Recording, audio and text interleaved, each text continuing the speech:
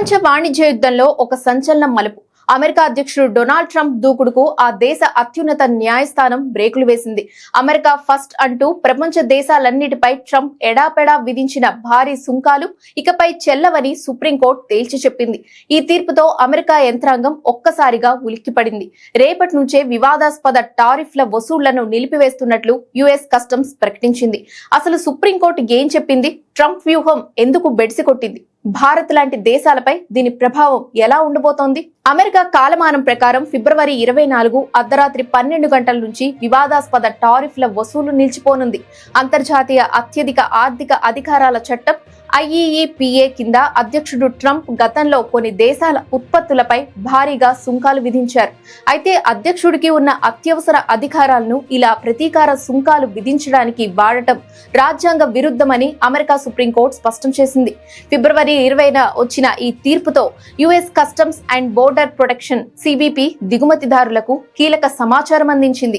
Court కొట్టివేసిన టారిఫ్లను రేపటి నుంచి వసూలు చేయబోమని అధికారికంగా ప్రకటించింది. ట్రంప్ తన అధికారాలను ఉపయోగించి చైనా, మెక్సికో, కెనడాతో పాటు భారత్ వంటి దేశాల నుంచి వచ్చే దిగుమతులపై విపరీతమైన పన్నులు వేశారు. దీనివల్ల అమెరికాలో వస్తువుల ధరలు పెరగడమే కాకుండా అంతర్జాతీయ వాణిజ్య సంబంధాలు దెబ్బతిన్నాయి.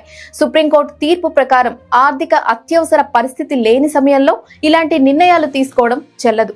అయితే ఇక్కడ పెద్ద సస్పెన్స్ ఉంది. ఇప్పటి వరకు వసూలు చేసిన వేల కోట్ల డాలర్ల టారిఫ్లను రిఫండ్ చేస్తారా లేదా అన్న దానిపై కస్టమ్స్ శాఖ ఇంకా స్పష్టత ఇవ్వలేదు. ఇది దిగుమతిదారులను ఆందోళనలో పడేస్తోంది. సుప్రీంకోర్టు షాక్ ఇచ్చిన 3 రోజులకే ట్రంప్ మరో బాంబు పేల్చారు. పాత టారిఫ్లు పోతే పోయాయి. ప్రపంచ దేశాలన్నిటిపై మళ్లీ కొత్తగా 15% సుంకాలు విధిస్తున్నట్లు ప్రకటించారు. ఇవి కూడా ఫిబ్రవరి 24 నుంచే అమల్లోకి వస్తాయని ఆయన ప్రకటించారు.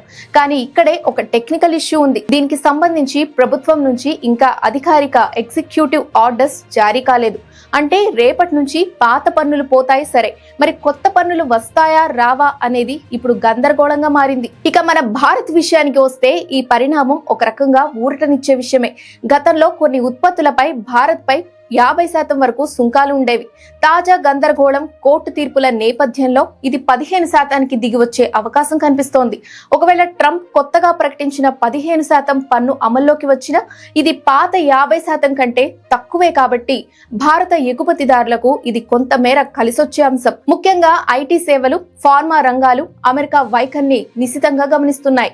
అమెరికాలో జరుగుతున్న ఈ లీగల్ బ్యాటిల్ ప్రపంచ మార్కెట్లపై తీవ్ర ప్రభావం చూపుతోంది. అటు సుప్రీంకోర్టు తీర్పు, ఇటు ట్రంప్ పట్టుదల మధ్యలో నలిగిపోతున్న గ్లోబల్ ట్రేడ్. రేపటి నుంచి అమెరికా పోర్టుల్లో ఏ పన్ను వసూలు చేస్తారు?